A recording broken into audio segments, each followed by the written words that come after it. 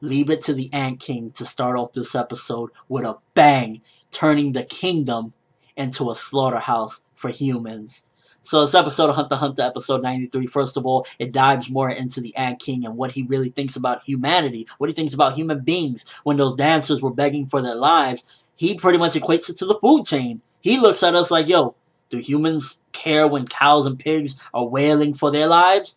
I don't either. And that just goes to show exactly how cruel he is and how he really doesn't care about humans. He doesn't give a shit. He will eat you. And he just comes in, ripping heads off, and it's just like beastly shit from the Ant King. Definitely a great way to start off the episode. Then the episode goes a little bit into a slower stuff. The whole thing with Palm and the date and whatnot. It was more on the comedy side. And it did give me a couple laughs, but I felt as though it kind of felt slow in a way as well, and it just wasn't the most necessary thing because it was just like, yeah, it's funny and stuff like that, and it gave me a couple laughs again, but it was, the beginning of it wasn't too, nothing that I was keen on in particular. It was just like, it was funny, but I felt as though the episode wasted a little bit of time on that, and I just personally wasn't interested in it. Didn't really think that it was needed. I guess in a way, it was needed because you got all this Chimera Ant craziness, death, people getting murdered, beheaded. So to throw that in there, give you a little laugh, I guess it was necessary. I guess it was a good comedic relief in a time of,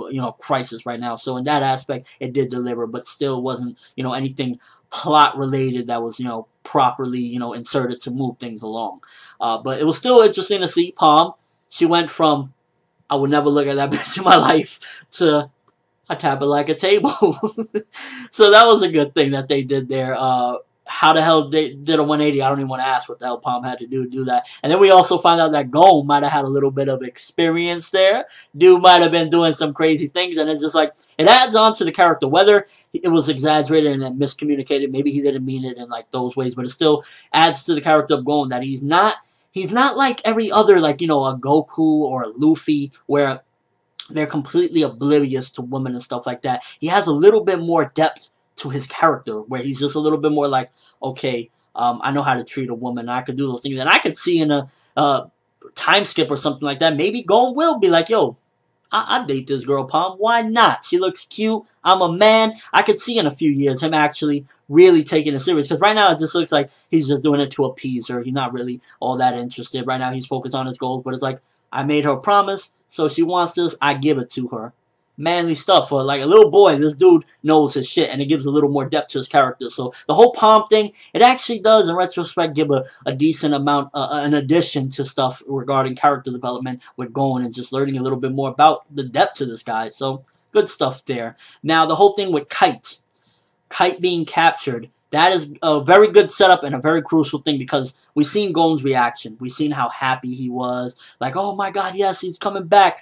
But he doesn't realize, like the audience ourselves realize, what Kite pretty much is. He's not Kite. We saw he died. We saw him beheaded. We saw he was done. So when he comes back, it's a very good setup for who knows what the hell's going to happen. Is he going to attack Gon immediately? Is he going to attack the city?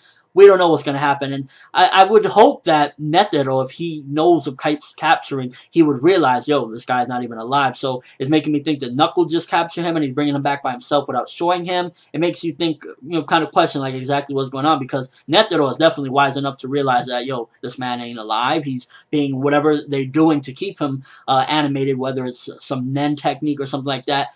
He would know. So it makes you question, like, okay, what is up with that? How do they not know that this guy is pretty much dead and being reanimated with whatever technique that Neferpito is using to keep him reanimated?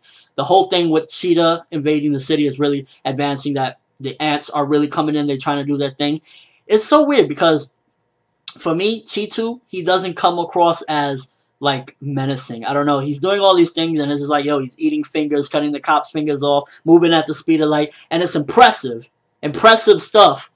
But it's not menacing, and I don't look like, oh, Cheetu. Like, with the Ant King, I'm just like, yo, this guy is amazing. With Cheetu, it's just like, this guy is funny. Maybe it's the character design, maybe it's something along that line, but Cheetu's not really winning, like, menacing threat. I could see him being killed off very soon, whether it be from Killua, whether it be from somebody else. It can't be Gon because it's still a month ahead, unless they're going to let Cheetu run wild for a month. Maybe when Knuckle and them get back, they might take care of him or something like that. And then the whole thing with Rammot showing up at the end, very good cliffhanger. little bit questions on exactly will Killua be able to keep up with him, because in their first battle, he pretty much couldn't even, like, he tried to take him down, and he almost did, but he still got away, and it was a bit of a struggle. Rammot is a lot stronger now. Will he be able to keep up with him, or will Rammot really put him down finally? At the same time, Killua was frustrated, pissed off, and that might fire him up to, really take Rammot out this time. So this is going to be a real interesting one. I can't really call how this one's going to go. Obviously, I'm not saying Killua is going to die, but it's going to be an interesting battle nonetheless. So good setup, overall episode. Very good. I give this one an 8.5 out of 10. Animation, first half, that was another thing I wanted to critique real quick. First half of the episode, the animation wasn't anything spectacular. It was actually a little less than mediocre animation. By midway through, it actually picked up and improved, and it looked beautiful and gorgeous, especially the scenes where Gon and Palm are together on the date, the stuff with Rammot showing up against Killua. A lot of those stuff really looked beautifully animated. So first half of the episode definitely wasn't the greatest animation, but the second half really stepped it up. So animation department, that's where that goes. And it's rare for Hunter x Hunter to have any dips or anything, but this was episode, definitely the first half wasn't all that spectacular with the animation. And overall, just very good episode. Great setup for a lot of different things. We didn't get any big revelations, but it mostly set up some really big things to come. And it was just an enjoyable and exciting episode, especially starting off with the Ant King going in and invading a kingdom and just looking down on humanity. Let me know what you think, first of all, this whole thing, the situation with Kite. How are they going to do it? Is Kite going to come in and just start killing people? Is he going to go up against Gon? And what is Gon going to do? He's a month without, being able to use Nen. Is there a way to maybe get rid of that effect? That's what I'm hoping. I'm hoping there's a way to get rid of the effect of that thing on his shoulder sucking the Nen or whatever. We'll have to wait and see. And your overall thoughts of what's going to happen. Rammot versus Killua. How's that going to go down? And who's going to take down Cheetu? Let me know in the comment section below your overall thoughts of this episode. I thought it was a very good one. 8.5 out of 10. That's all I have for this review. Thanks for watching. Hope you enjoyed. Thumbs up. I'm ForneverWorld, and as always, people, have an awesome day.